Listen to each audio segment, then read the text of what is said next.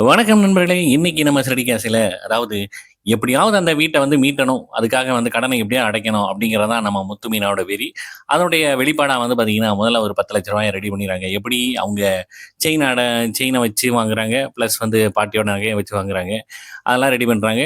Plus வந்து நம்ம ரவியும் வந்து ரூ. 1,00,000 குடுக்குறாப்ல. இதெல்லாம் சேர்த்து ரூ. 10,00,000 ரெடி பண்றாங்க. சரி வாங்க பார்க்கலாம் இன்னைக்கு அப்படின்ட்டு, வழக்கம் போல வந்து திட்டு வாங்குறாப்ல. யாரு? நம்ம மனோஜ் தாங்க. ஏன்னா அத பத்தி ஏதாவது கடன் அடைக்கணுங்கிற ஒரு எண்ணமே இல்லாம சிக்கன் பிரியாணிலாம் சாப்பிட்டு இருக்காப்ல. இந்த பக்கம் பார்த்தீங்கன்னா, நம்ம அ விஜய் ஆண்டிக்கும் வந்து திட்டு விழுகுது. எதுக்கு? மகன வந்து இந்த மாரி வளர்த்து விட்டாப்ளே அப்படின்னு சொல்லிட்டு, அண்ணாமலை சார் வந்து பயங்கரமா திட்டுறாப்ல. நம்ம முத்து மீனா வந்து களைப்போட வர்றாங்க சாப்பிடுறதுக்கு. ஏதாவது பண்ணலாம் அப்படின்னு பார்த்தா, அ நம்ம விஜய் ஆண்டி வந்து சப்பாத்தி சொல்றாப்ல அண்ணாமலை சாருக்கு. அதெல்லாம் வேண்டாம். மீனா நீயே ஊத்திருவா இட்லி அப்படிங்கிறாப்ல.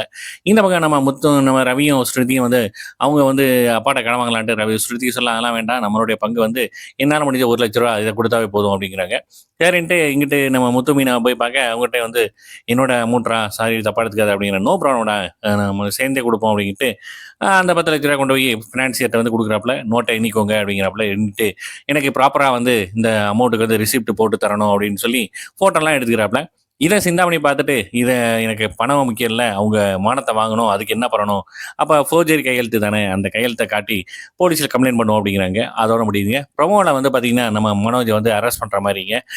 ஃபோர்ஜரி கையெழுத்து போட்டதுனால, அதோட நிப்பாட்டிறாங்க. பார்க்கலாம் நாளைக்கு ஒரு எபிசோட மிஸ் பண்ணாம பாருங்க. என்ஜாய் பண்ணுங்க. நன்றி.